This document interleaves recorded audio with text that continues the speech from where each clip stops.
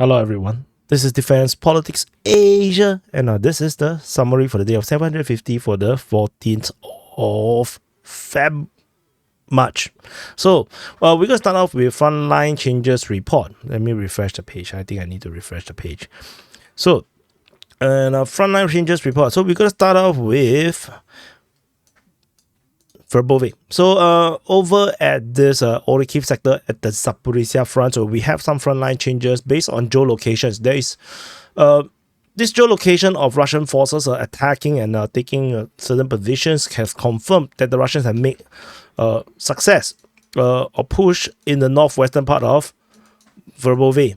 And so this actually marks yet another increase in territory by the Russians. They continue to control and more grounds, and because this is geolocated along this tree line, I suppose that these tree lines are definitely under Russian control, which is why this is the advance for the Russians, and it also invalidates part of the claims by Ukrainians, by the Ukrainian mapping. So this is the new front line now, and nearby over at Robotyne, the Russian forces have launched a counteroffensive and retaken the entire southern part of Robotyne. So the Russian tanks and armored vehicles attacked in this direction and landed troops over here. And in fact, there is even Russian smoke generators in this region blowing smoke in this direction. And the fact that they are so near shows that they have actually pretty good positions around here, and they are expanding control, retaking most of the southern half of Robotyne. So this marks the recapture and the end of the Ukrainian counteroffensive operation over at Robotyne. It looks like the Russians have absorbed the best the Ukrainians can throw at them at Robotyne. Probably it might have something to do with the Belgorod Offensive, because the end of this Robotyne counterattack seems to coincide with the start of the Belgorod Offensive. So, yeah, I'm not sure if the Russians got duped at all by this. No, this hit south, then strike right, strike north kind of situation. So, and the next frontline change is over at Berdychi, over in the Avdiivka Front. So this is Avdiivka city, and this is Berdychi. At the Berdychi, there is this crazy raid. Yet another of this Russian mad rush into deep Ukrainian territory. And so this part of this video is actually them moving along this road, along Berdychi, and then they already started to get struck by Ukrainian forces along the way. And then after that, they tried to go towards Siversk in this direction, and they did not get very far. By the time they reached towards the end of Siversk, they got attacked by a Bradley fighting vehicle. So, oops, I better not show you this so big screen. Later we have problems with monetization. So there is this Bradley fighting vehicles over there, and so the Russian armored vehicle basically stormed through this area here, and it got destroyed at this point, where the Ukrainian Bradley vehicle basically took them out. So I believe most of the forces, if not all of them, are destroyed or killed. So yeah, so as a result, there is somewhat of Russian presence in terms of the mapping, showing that the Russians have the capability to reach here in this way, but this is not a capture. So other than this part, I would say this area is a Russian capture, but this area here is just gray zone. And also, just to add in terms of this, the way how this scene has unfolded in this video, it seems like Berdychi generally is in the gray zone. Most of this settlement in this entire area here seems to be pretty much no man's land, and no one is actually sitting inside. So no, it is not under Ukraine or Russia per se. So yeah, I just find it very disturbing to see such a video where mechanized infantry and armored vehicles just storm into the front line and contact line without appropriate fire support. That never stops to disturb me a lot. I mean, people just dying for nothing. So anyway, And then the next frontline change is over at the Donetsk Front. This is Donetsk Front and at Shevchenko.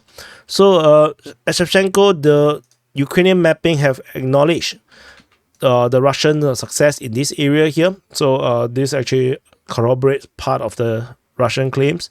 So that's one frontline change over at Shevchenko. And I think that's about it. I think I covered this. Yep, this is all the frontline changes report.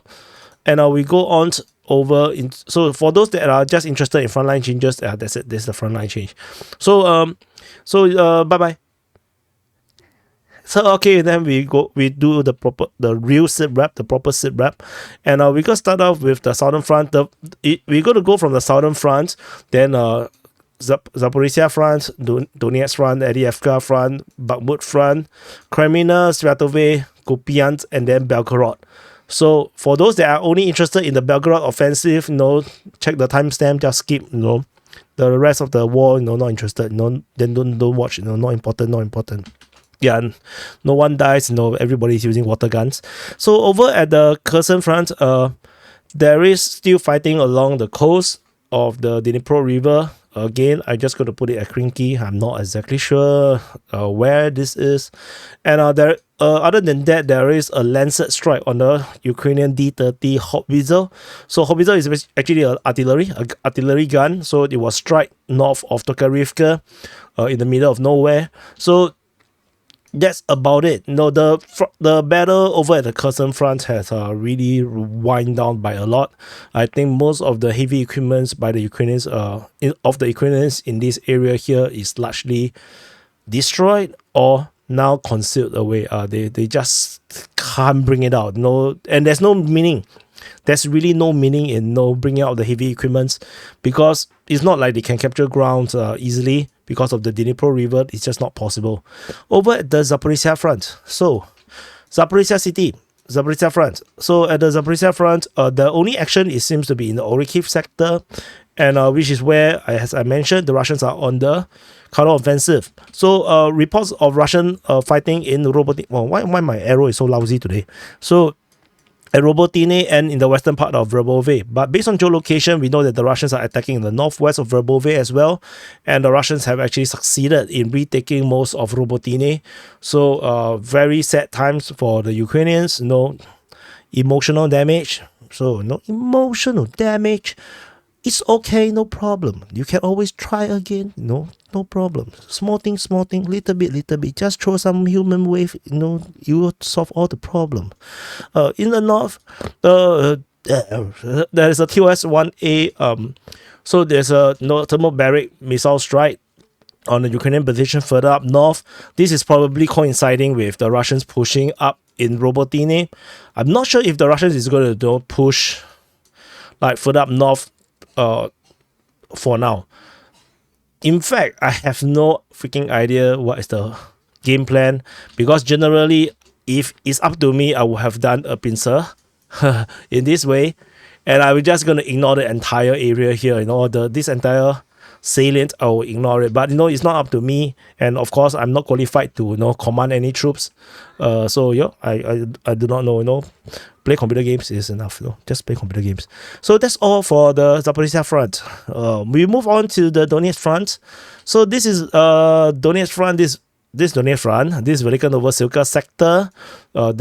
And then this is the Voleda sector, and this is the Marinka sector. So Marinka sector, Voleda sector, Velika Novosilka sector. So just on the general picture, the strategy picture, we can see that Russia is attacking Staromayoske, Shevchenko, Novomikhailivka, Georgievka, and Krasnohorivka. Ukrainian forces are attacking Volodymyrivka, Novodonetsk, and Staromayoske. So this is the strategic picture. You can see very sporadic. I would say, this, especially this from the Velika Novosilka sector to the Voleda sector, very random. Russia is bombing Voleda. They're using the Air Force to bomb Voleda. And in the Novodonetsk region, thermobaric missiles was hitting Ukrainian forward positions. So we will continue to monitor and see how this progress. And over at this Marinka sector, there is also not much news, as because this is where the main Russian push at the Donetsk Front is, but no, there's no news regarding this push. So we will continue to monitor.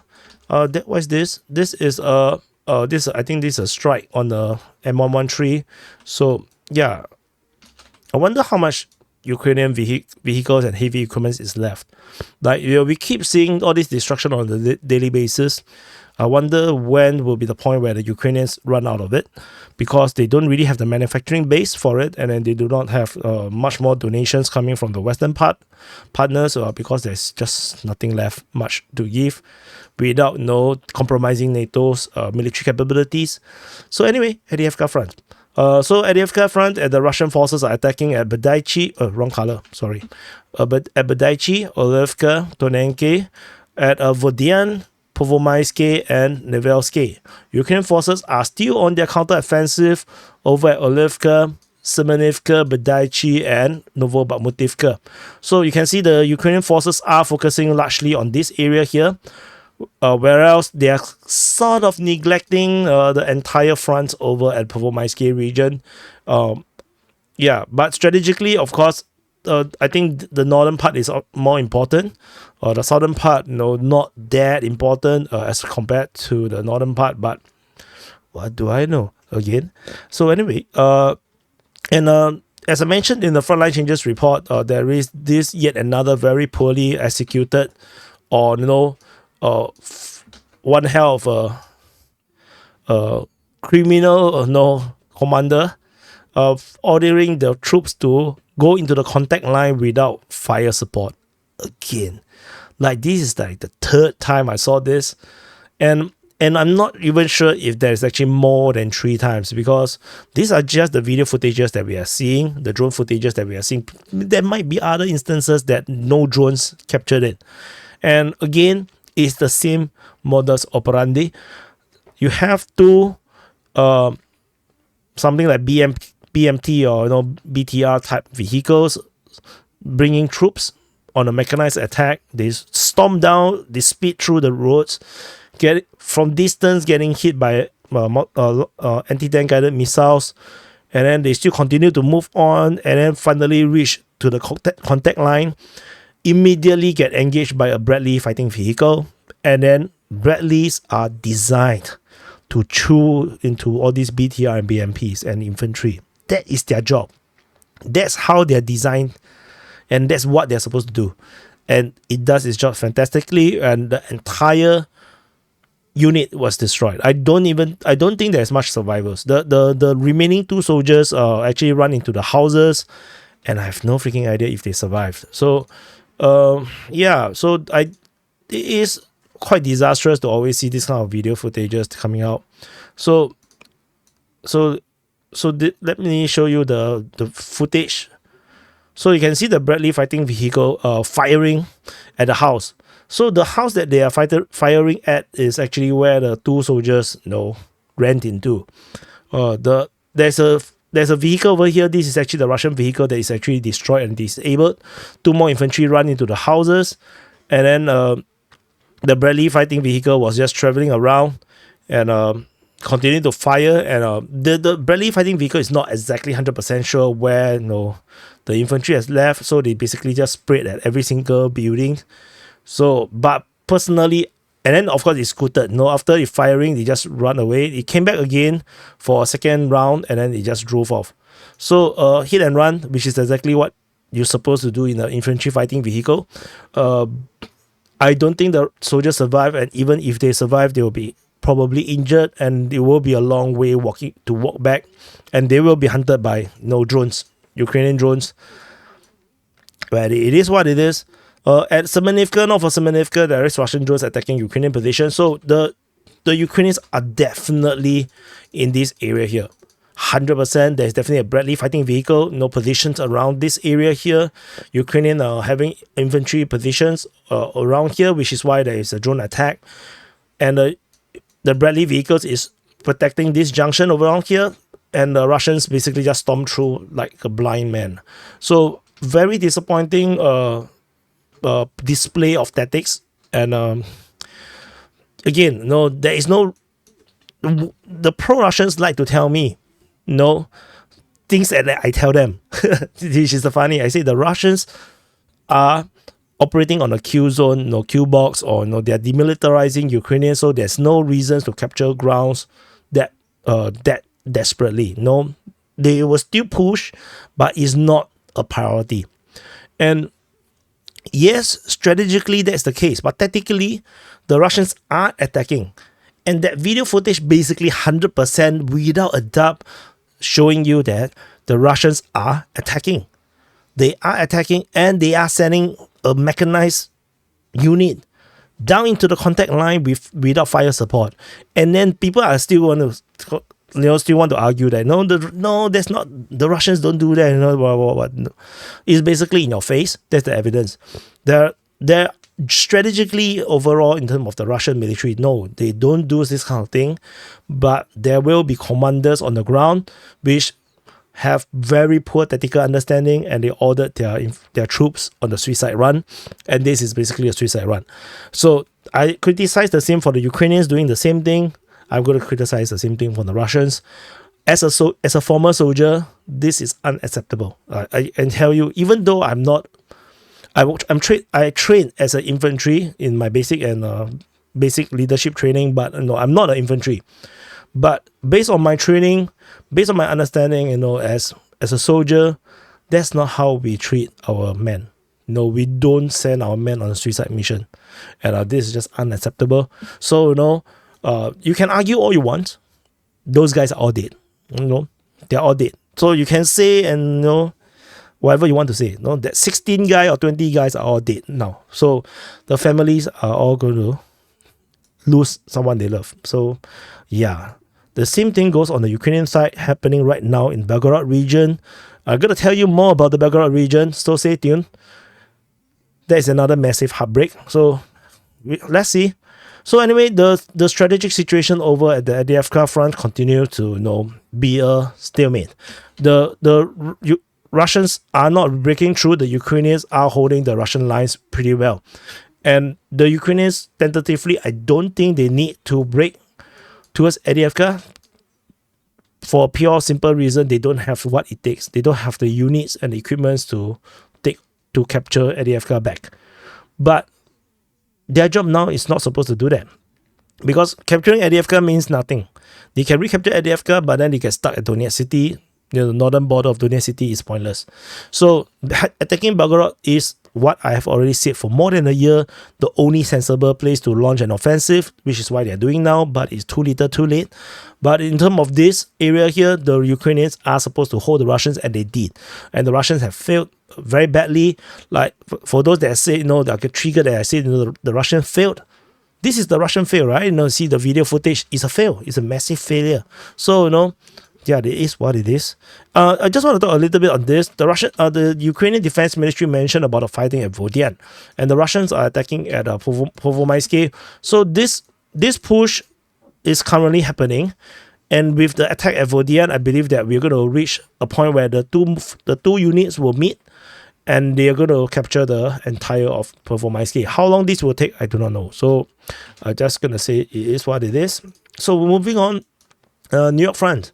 Niu-York Front, there's only one report of a Ukrainian attack near New York, and that's the only one. This is reported by the Russian Defense Ministry Center Group of Forces. Yep, so that's about it for the Niu-York Front. And at the Bakhmut Front, on the southern flank of the Bakhmut Front, there is only the report of fighting at Klishchiivka. This is the only one. We don't have anything else being reported. Avdiivka, not mentioned. Kreminna not mentioned. Over in the northern flank, the Russian forces are attacking at Berdychi and as well as Ivanivsky. So this remains to be pretty much not moving much. The Ryba mentioned about some strengthen their position in the private sector. I'm not sure. Like they do gym over there, I think. So they strengthen their position. So we move on. That's all from the Bakhmut Front. At the Siversk Front, we have fighting being reported at Robotyne and also at Belgorod in the Luhansk region. Geolocation of FPV drone strike on Ukrainian position just off Avdiivka. So that's about it. The strategic situation, I don't expect much. There's nothing major happening over here. So, of course, it is interesting to always see Rozdolivka being mentioned, but no, I don't think anything is happening over there. No, over at Kreminna, the usual happening, Russia attacking at Terny and Yapolivka, and that's about it.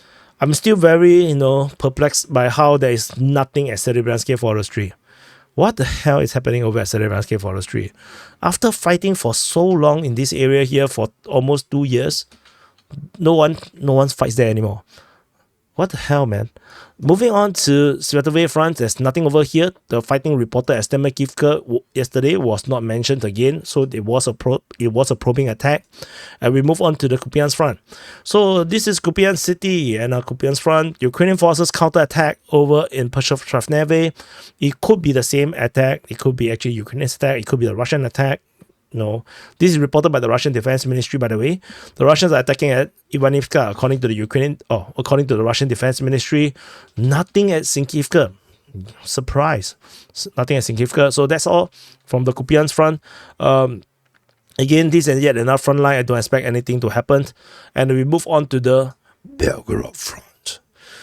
So at the Belgorod Front, the Ukrainian forces have launched massive counteroffensive operations over here, and the focus is mainly now at the Kreminna region. This is the only main attack that is currently happening. It looks like everything else was diversions, maybe.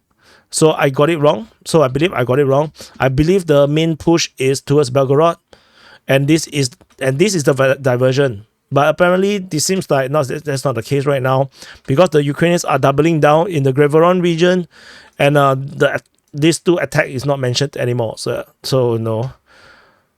So stupid stupid This what's the point of attacking this area here? Why is it? I don't understand. So anyway, please don't tell me they really believe that there's something here for them to capture. Like, this ammo depot is like, they really believe there's something there. Yeah. So anyway, in short, the Belgorod offensive is still a failure. In 3 days, according to the Russian Defense Ministry, more than 1,500 troops has been killed. Based on so don't assume this kind of number as exact. This is estimated. This is they based on their best calculation. No, it could be, of course, it could also be PR. They pick the number from the sky, but this is based on their estimate. So they say that 1,500 troops has been lost, with 500 of them non-recoverable. So I'm not sure 500 of them non-recoverable means they're dead, or are they dead in the zone where they cannot recover the body. I'm not sure what they mean over here. And as I mentioned, people was commenting and replying that no, this is not an offensive, and I did qualify right on the first day that this is an offensive, and even a failed offensive is still an offensive. Just look at the number of units that was destroyed: 18 tanks and 23 armored fighting vehicles. This is not a probe. This is not a raid. This is not the Belgorod raid that previously that was mentioned. This is a proper offensive. Just that they can't even break through the border. They can't even break through the initial line. And of course, as I mentioned in the Zaporizhzhia offensive, it's the same thing. If you cannot break through the line in the first 2-3 days, then your offensive is basically over, because the initial push, the initial punch is when you have the biggest amount of troops, the best armed, best ammo, everybody's ready, That's where you make the massive punch, because just like in the boxing match or MMA, right at the beginning of the match, the first round you are the most ready. 3 rounds down you will be like so fatigued. Your punch will be weaker. So it's the same thing. The Ukrainians lost 18 tanks and 33 armored fighting vehicles. This is a freaking proper offensive, but it did not work. So anyway, in the past 24 hours, the Ukrainian forces have launched attack over at towards Kozinka, as well as towards this, I forgot the name of this called, Spodyaroshino.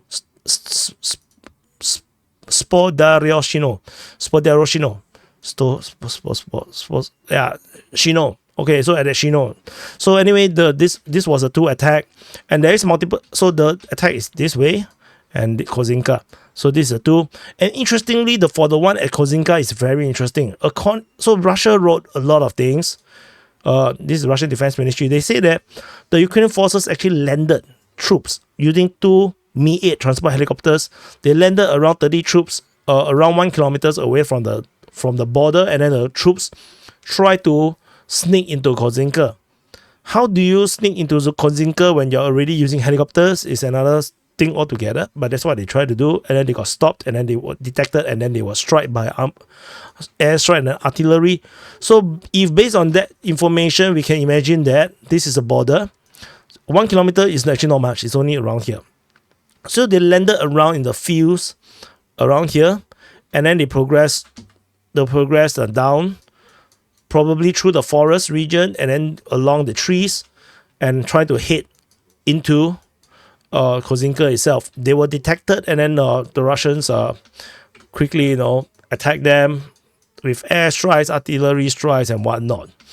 And it turned out very badly. I think according to the information reported by the Russian Defense Ministry, they say that the Ukrainian forces retreated. It's just 30 men, mind you. It's not very big in terms of this. This is like a commando raid, if you like. And they are unable to have a foothold, so they retreated. But then they entered a minefield, and then they got all destroyed. So yeah, but of course that's the Russian Defense Ministry story. Believe it, if you don't believe, it doesn't matter. We do have geolocation of Russian airstrike and artillery strike on Ukrainian positions just off Alexandriivka. Further up north, there is also image of casualties south of I'm gonna move this Spodario Shino. Wow, that's a stupid name.